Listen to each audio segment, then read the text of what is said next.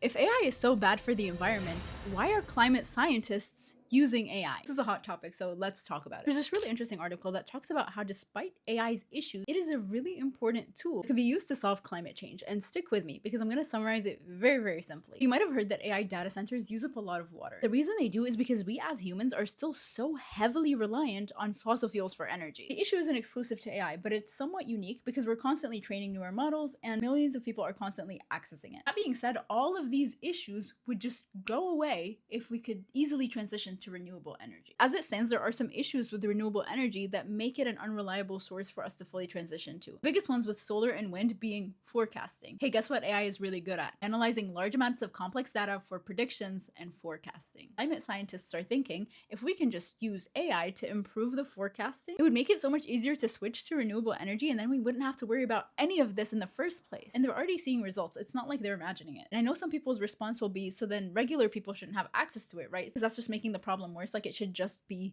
scientists who are trying to solve the problem. But then you can make the argument that we constantly need people's input to improve the models themselves. We also need paying customers to fund these improvements. I think people usually approach this problem from a very one-dimensional angle, but it's very nuanced. And I encourage people to think in a nuanced way about this because it is a trade-off, but it also might be worth it.